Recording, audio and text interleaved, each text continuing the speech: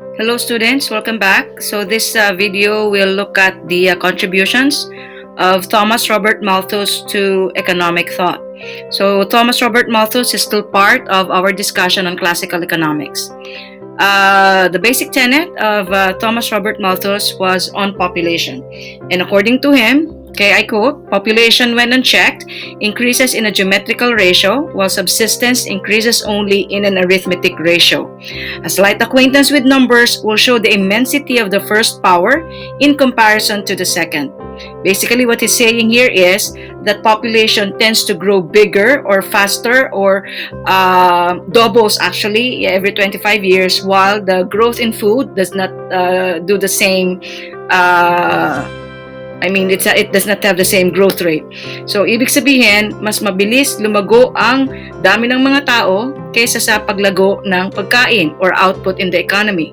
And this poses a huge problem. So, who is Thomas Robert Malthus at bakit siya nagkaroon ng ganong idea? What was the conditions of the times during his period of observation o kumbaga kung kailan siya nabuhay. So he is a famous 18th century British economist known for population growth philosophies outlined in his 1798 book entitled An Essay on the Principle of Population. So his pessimistic prediction was that populations would continue expanding until growth is stopped or reversed by disease, famine, war, or calamity. So sinasabi niya, pag hindi natin na-check ang pagdami ng tao, then this very, very bad events can happen to curtail that growth. So what was happening during the time of Malthus ba? Ano bang nangyayari noong mga panahong yon?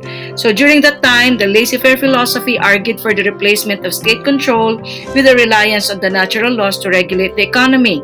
What was that? That's a whole mouthful. It's just saying that, as we have discussed during the period of Adam Smith, when we were discussing his Wealth of Nations, ay inespouse ni Adam Smith na the government should minimize its control or its intervention in the economy. Therefore, itong ganitong pag-iisip ay tumanim na sa isip ng mga tao na sobrang pag-control ng government through taxation and regulations, which led to the French Revolution and the American Revolution, and eventually Americas actually declared their independence in 1776. So lahat ng mga yun daw ay nabase dun sa kaisipan na free market and minimal government intervention in the economy. Many of Smith's ideas developed in response to the rapid economic changes in Great Britain, which we came to know as the Industrial Revolution. And there was a long lecture on that, on how this part of the world transitioned from the agri-based production to an industrial-based economy. So this period of technological innovation changed the economy from agri and rural to industrial and urban. So during that time, there was ongoing progress and prosperity, and this was brought about by, again, the main tenets of Adam Smith, Wealth of Nations, where he discussed the division of labor and specialization of workers actually is the best thing to do for the economy to grow. So because there's division of labor and workers are getting more efficient and more productive, there was increase in production and there was a creation of surplus products.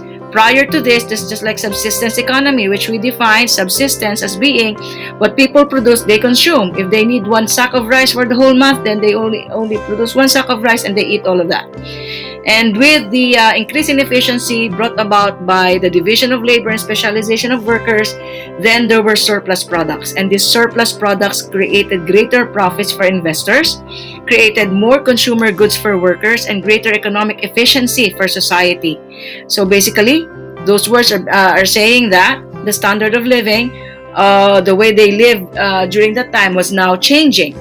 So here, we also look at the law of accumulation that advanced economic thought during that period. Industrialists then invested accumulated profits in additional capital goods which permitted increases in total production and efficiency for the economy.